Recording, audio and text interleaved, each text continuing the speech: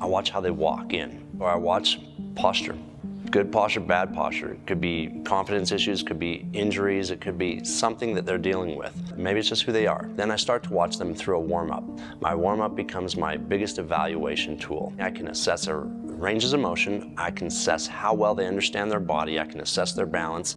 And that's my more quantitative evaluation, but I'd say majority of my evaluation becomes qualitative, where I'm just looking at one, who they are as a person, and two, who they are as an athlete, just in how well they know their body.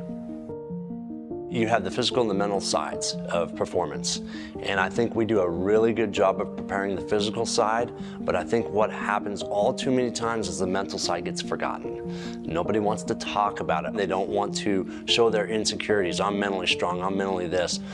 It's not about that. Every athlete has the same insecurities. When you're on the national stage, when you're on a pay-per-view event, when you're playing Monday Night Football, everybody has a fear associated with failure. All these athletes have it. And the problem is, a lot of times we don't address it on the front end. If you address it on the front end, it's not that scary.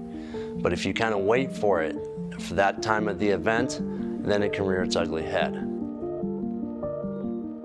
My entire philosophy is ultimately the same. Now, what I have to do is use my best practices from the psychological standpoint to decide how I get that information across to somebody. I'm consistent in my message each and every day when we start every training session. The consistency aspect is a key component because you're creating habits. When we wake up in the morning, we're either creating good habits or bad habits based on our decisions. And ultimately, the greats always have their eye on the prize. They always understand the bigger picture. They're not looking at what today is, they're understanding that today leads to 2 years from now. I need to be patient with my athletes, understanding that this is a relationship. This is something that's going to build over time, and the trust comes in time. You're not going to walk in the door day one and trust me, it's just not the case. So I have to build that over time.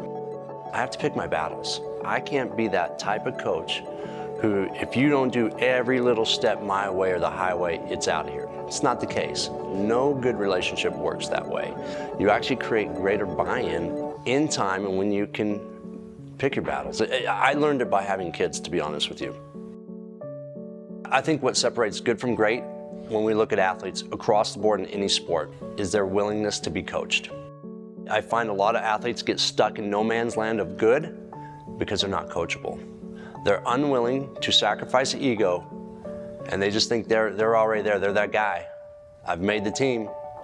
Well, maybe you could be better than just making the team. Maybe you can be better than just starting a few games. I absolutely love what I do, and the reason I do what I do is because I feel as we get older, our resources diminish.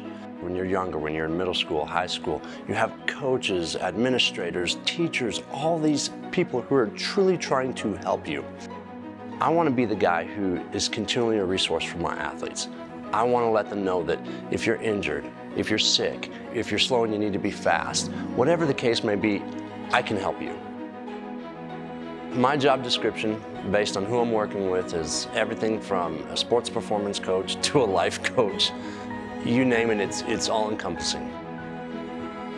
I see myself as a mentor in a large part.